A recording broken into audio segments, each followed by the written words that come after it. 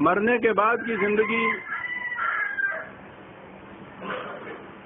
وہاں کی جنت، وہاں کی جہنم، اس پر ہمارا ایمان ہے، بنیادی شرط ہے ایمان کی۔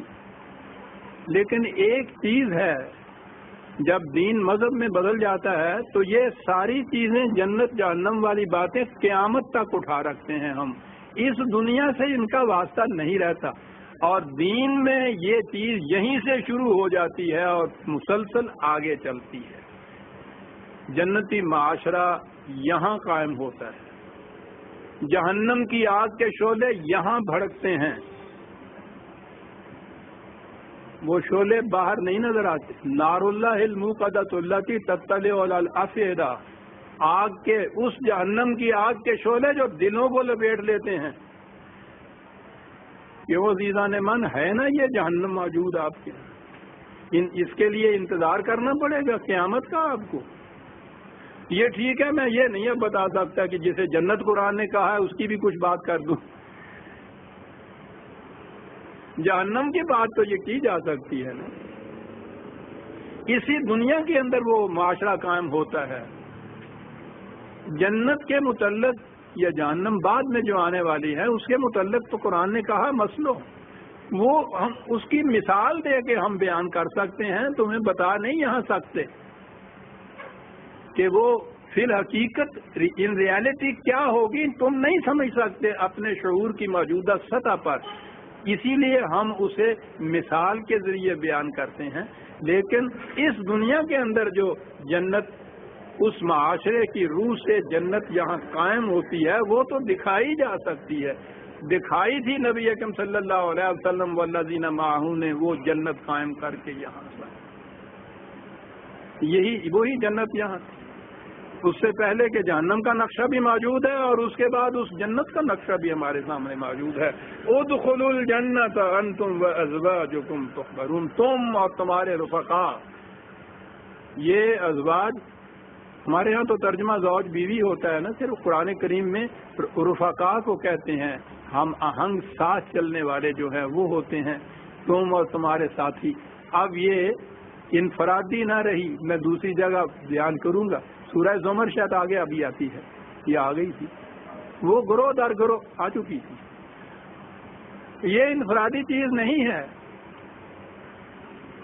یہ اجتماعی چیز ہے۔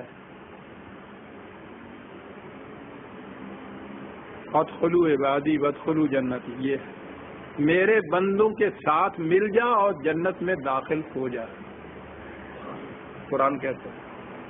تو ازواجکم کے معنی یہی ہے۔ اب یہ لفظ ہے یہاں تحبرون، حبر عربی زبان میں ہر خوش آئند چیز کو کہتے ہیں، اور لغت کی روح سے اس کے معنی اچھی موسیقی بھی ہے۔ لیکن وہ چیزیں جتنی بھی ہمارے ہاں کی مذہبی پیشوائیت نے حرام قرار دی ہوئی ہیں، ان کا تو ذکر کرنا بھی حرام ہو جاتا ہے ساتھ۔ یہ کہنا کہ موسیقی چیز کا ترجمہ ہو سکتا ہے، تو اس پہ تو فوراً قدغن لگ جاتی ہے۔ لیکن مشکل یہ ہے کہ اتنی چیز پہ تو لگاتے ہیں، آگے جو ہے یطاف علیہم بصحاف من ذہب واکواب، کہ وہاں یہ طباق، تشتریاں، پلیٹس، گلاس، پیالے، یہ سونے کے ہوں گے۔ اب اس پہ نہیں یہ حضرات آتے کہ سونا اور چاندی تو تم یہاں حرام قرار دیتے ہو، تو جنت میں تو یہ بھی ہے۔